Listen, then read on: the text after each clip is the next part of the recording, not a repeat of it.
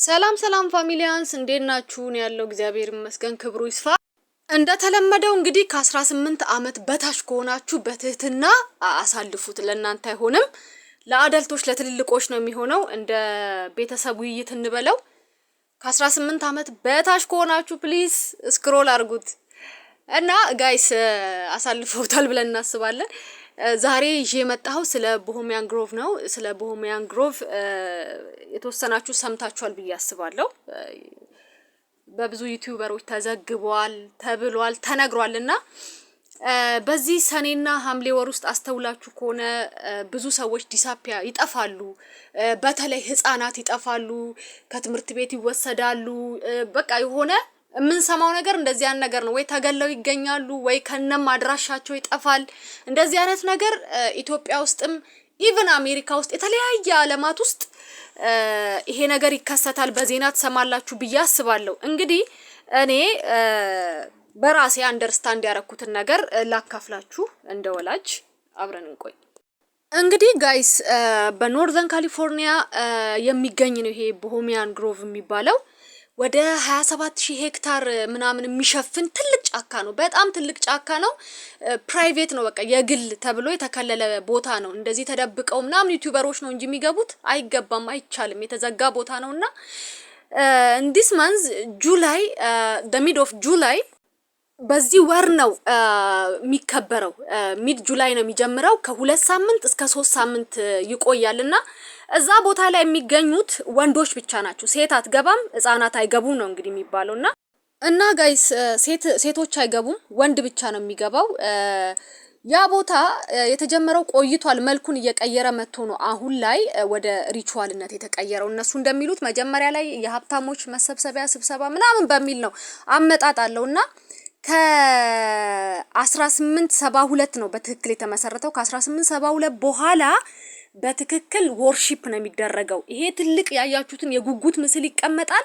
ከስር ደግሞ ሞሎክ የሚባለው ይሄ ሐውልት አለ መጽሐፍ ቅዱስ ላይ። እንግዲህ መጽሐፍ ቅዱስ ኦሪት ዘሌዋውያን 20:1-2-3 ላይ ምን ይላል? እግዚአብሔርም ሙሴን እንዲህ ብሎ ተናገረው፣ ደግሞ የእስራኤልን ልጆች እንዲህ በላቸው፣ ከእስራኤል ልጆች ወይም በእስራኤል ዘንድ ከሚቀመጡ እንግዶች ማናቸውም ሰው ዘሩን ለሞሎክ፣ ለዚህኛው ጣዖት ማለት ነው፣ ለሞሎክ ቢሰጥ ፈጽሞ ይገደል፣ የአገሩ ሕዝብ በድንጋይ ይውገረው፣ መቅደሴን ያረክስ ዘንድ የተቀደሰውንም ስሜን ያጎሰቁል ዘንድ ዘሩን ለሞሎክ ሰጥቷልና እኔ በዚያ ሰው ላይ ፊቴን አከብዳለሁ፣ ከህዝቡ መካከል ለይቼ አጠፋዋለሁ ይላል መጽሐፍ ቅዱስ የእግዚአብሔር ቃል። I want guys you understand እንትናን ይሄ ሞሎክን እንድትረዱ ስለፈለኩ ነውና ሞሎክ ማለት ይህ ነው፣ ልጆች የሚገበሩለት። በዛን ጊዜ ልጆች የሚገበሩለት ማለት ነው። በከነአን ልጆች የሚገበሩለት ጣዖት ነው። ከባድ ጣዖት ዲስ ደወረስ ከባድ ጣዖት ነውና ይሄ ነው አሁን ሞሎክ በአዲስ መልክ ራሱን አደራጅቶ መልኩን ቀይሮ በአዲስ መልክ የመጣ ሞሎክ። እና እነሱ የሚሉት ምንድነው? ብዙ ሰዎች መተው እዚህ ጋር ጭንቀታቸውን ለማራገፍ ፍሪ የሆነ ውይይት ለማድረግ ነው። ይሄ እዚህ ጋር የሚመጡት ፕሬዝዳንቶች፣ የጦር መሪዎች፣ ትልልቅ ገንዘብን የሚያንቀሳቅሱ ባለ ሀብቶች፣ ሚሊዮነሮች ናቸው የሚመጡት። ተራሱ አይገባም። እና የራሳቸው ስታፍ አላቸው፣ አባል አላቸው። እና እዚህ ቦታ ላይ ለዚህ ለጉጉቱ መስዋዕት የሚደረገው እሳቱ ሲነድ አይታችኋል ቅድምና ለጉጉቱ መስዋዕት የሚደረገው ህፃናት ናቸው እዛ ስር የሚነዱት። እነሱ ግን ማስተባበያ የሚሰጡት ሰው ጭንቀቱን የሆነ ነገር እንዴት ነው ስትናደዱ የሆነ ነገር ምቱ ምናምን የሆነ ነገር እንደሚባል ይሄ አነቃቂ ነው አነቃቂ ምናምን የሚባሉት እነሱ ልክ አሁን ባይ ዲፎልት እንደሚያወሩት እነዚህም አሁን እዚህ ጋር መተው እነዚህ ባለሀብቶች እሳት ያነዳሉ እዛ ስር።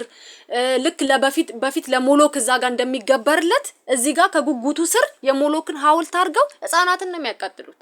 ልጆች የሚጠፉት በእንደዚህ አይነት ነገር ነው፣ ለመስዋዕትነት ነው ሲባል አንዳንድ ሰው ዝም ብሎ አፈ ታሪክ የሚመስለው ነገር አለ። ያልሰማ ነው እንጂ እዚህ ምድር ላይ ያልተደረገ ነገር የለም ጋይስ። ያልሰማ ነው እንጂ ያልተደረገ ነገር የለም። ዘመኑ አብቅቷል። ይሄ ዘመንን ጥፍጣፊ ነው። በሙሴ ዘመን የነበረን ነገር ነው አሁን የሚያደርጉት። እዚህ ጋር ሞሎክን ከዚህ ከጉጉቱ ስር አስቀምጠው ቅድም ባያችሁት እንትን ላይ ነው ህፃናትን የሚያቃጥሉ እንግዲህ እዚህ ጋር ቤሊ አይልሽ እንደምትናገረው በጣም የሚዘገንን ቪዲዮዎች ነው የምትሰራው። በጣም የሚዘገንን ከሰውነት የወጣና የህፃናትን ደም እንደ የአይረን እጥረት እንዳለባትና የህፃናት ደም ቀምሶ የሚያቅሰው እንዳለ እሷ እንደምትወድ የህፃናትን ደም እና እነዚህ ሰዎች ከሰውነት የራቁ ናቸው፣ ሰው አይደሉም። በቃ አትኦል ይሄ ከሂዩማኒቲ የወጣ ነውና እዚህ ደረጃ ደርሰዋል ጋይስ። አንዳንዴ አለማወቅ ከተጠያቂነት አያድንም። እንደዚህ አይነት ነገር መስማት አንፈልግም ማየት። ብታዩ ትጠቀማላችሁ፣ ትጠነቀቃላችሁ። ከሚመጣው አሲድ ከሚመጣው ካልት ትጠቀማላችሁ እንጂ አትጎዱም ጋይስ። ማወቅ ይጠቅማል፣ አይጎዳም። ይሄ እንግዲህ የ2024 እንትን ነው ሪኮርድ ነው። ዳንሰር ዋን የሚባል ልጅ አንድ ዩቲዩበር አለና ገብቶ ሪኮርድ አድርጎ ነበር። ይሄንን በድብቅ ገብቶ ሪኮርድ አድርጎ ነበር። በጣም ነው የሚዘገንነው። ውስጡን ብታዩ የሰው አጥንት አለ የተጣለ እዚህ ጋር ስለማይገባ ነውና በጣም ብዙ የሚዘገንኑ ቪዲዮዎች ናቸው በዚህ ዙሪያ የሚወጡት። ይሄ ኖርዘርን ካሊፎርኒያ ነው የሚገኘው። ይሄ እንዳልኳችሁ ቦሄሚያን ግሮቭ የሚባለው ሴት አትገባም፣ ወንዶች ብቻ ናቸው። በጣም የሚዘገንን ቦታ ነው። ዲስ ጁላይ ሚድ ጁላይ ላይ ነው ይሄ ነገር የሚደረገው ጋይስ፣ ተጠንቀቁ። በተለይ ይሄ ነገር ሁሉም ቦታ ነው የሚደረገው ኦል ኦፍ ዘ ወርልድ ሞስትሊ ኢን አሜሪካ ካናዳ የትም ቦታ ይደረጋል። ልጆች ይጠፋሉ። እዚህ ቦታ ነው ተሰርቀው የሚመጡት። በየቦታውም ብራንች ሊኖራቸው ይችላል፣ አናቅም። ልጆችን ነው እንትን የሚሉት የሚገብሩት፣ የሚያቃጥሉት። ሰው በቁሙ ነው የሚቃጠለው እዛ ጋር። እንደዚህ ነው። አሁን እዚህ ጋር የምታዩት ቪዲዮ ላይ የሰው አስክሬን ነው ይዘው የሚገቡት። የተገነዘ ነገር ነው ይዘው የሚገቡት። ብዙ ጊዜ ስለማይገባ ነው እዚህ እንትን ላይ አፕ ላይና እግዚአብሔር ይገስጻቸው፣ መንፈሳቸውን ይምታ፣ መንፈሳቸው ሽባ ይሁን ጌታ። እንግዲህ እዛ ጉጉቱ ስር አድርገው ሞሎክን አስቀምጠው ህፃናትን ነው እንዳሳየዋችሁ። እነዚህ ትልልቅ ፖዚሽን ላይ ያሉ ሰዎች እነሱ እንዲረኩ ህፃናት መስዋዕት የሚደረጉት እንዳያችሁት ነው። ከጉጉቱ ስር ቁጭ ብሎ ሞሎኩ መጽሐፍ ቅዱስ ላይ አለ ይሄ ነገር፣ አሳይቻችኋለሁ። ይሄው መሰዊያው፣ ይሄው የድሮ በሙሴ ዘመን የነበረ ነው። አሁን እንግዲህ እነሱ ትግላቸው ከእግዚአብሔር ጋር ነው፣ ትግላቸው ከመጽሐፉ ጋር ነውና የሰውን ልጅ ህፃናትን እዚህ መሰዊያ ላይ ደም ሲያፈሱ በዚህ በጁላይ ወር እንደነገርኳችሁ ሀፍ ላይ ነው የሚጀምሩትና ከ2 እስከ 3 ሳምንት ይቆያል። እንግዲህ ጌታችን ኢየሱስ ክርስቶስ ይሄ ነገር የተረገመ እንደሆነ ነግሮናል። እንግዲህ መጽሐፍ ቅዱሳችን ኦሪት ዘሌዋውያን ላይ እንዲህ ይለናል 20 ላይ ዘሩን ለሞሎክ ሲሰጥ የአገሩ ህዝብ ያን ቸል ቢለው ባይገድሉትም እኔ በዚያ ሰውና በቤተሰቡ ላይ ፊቴን አከብዳለሁ፣ እርሱንም ከሞሎክም ጋር ያመነዝሩ ዘንድ የሚከተሉትን ሁሉ ከህዝባቸው መካከል ለይቼ አጠፋለሁ ይላል። እንግዲህ መናፍስት ጠሪዎችንና ጠንቋዮችንም በሚከተል በስራቸው በሚያመነዝር በዚያ ሰው ላይ ፊቴን አከብዳለሁ፣ ከህዝቡ መካከል ለይቼ አጠፋዋለሁ ይላል። እንግዲህ እግዚአብሔር ቃል ይሄ ግልጽ ነው። በመጽሐፍ ቅዱስ ላይ የተቀመጠ ግልጽ ቃል ነውና እነዚህ ሰዎች በዚህ ዘመን ሞሎክን አምጥተው ከጉጉቱ ስር ቁጭ አድርገው ህፃናትን እየሰው ነው፣ ህፃናትን እየገበሩ ነው። እዛ ቦታ ላይ መንፈሳቸው ሽባ ይሁንና ህፃናትን እየገበሩ ነው። ሞስትሊ እንደነገርኳችሁ በዚህ በጁላይ ወር ሰኔ ወር ላይ ምናምን ይጠፋልና እግዚአብሔር መንፈሳቸውን ይምታኔ። ሌላ ምን እላለሁ? እንግዲህ በቀደሙት ቪዲዮዎች ላይ ይታያቸዋል። ጉጉቱ በቀደሙ ቪዲዮዎች ላይ እንደሰራሁት ፍምስና ላይ የሆነ ትልቅ ፖዚሽን ላይ በሚውዚክ ኢንዱስትሪ ላይ ትልቅ ቦታ ላይ ለመድረስ በደም ነው የሚፈራረሙት። ደም ነው፣ የሰው ደም ነው እንደዚህ የሚጠጡት። አስባችሁታል? እኔ እዚህ ጋር አሁን ብዙ እንትን ማለት አልፈልግምና የሰው ልጅ የሚያህል ድንቅ ፍጥረት እግዚአብሔር የፈጠረውን ድንቅ ፍጥረት የሰው ልጅ የሚያህል ነገር አምጥቶ እዚህ ከ2 ሳምንት እስከ 3 ሳምንት በሚቆይ የእብደት እንትን ላይ እንግዲህ እዚህ ጋር እኔ ድምጹን ማስገባት ስላልፈለኩ ነው። ይሄ ሰው እዛ ቦታ ላይ የተገኘ ሰው ነው እና በግልጽ ይናገራል ሁሉንም ነገር። ሴት ልጅ እንደማትገባ እዛ ቦታ ላይ ይሄ በቃ የወንድ ለወንድ እንደውም እሱ ሲገልጽ ምን አለ? ወንደኛ አዳሪ ነው ያለው።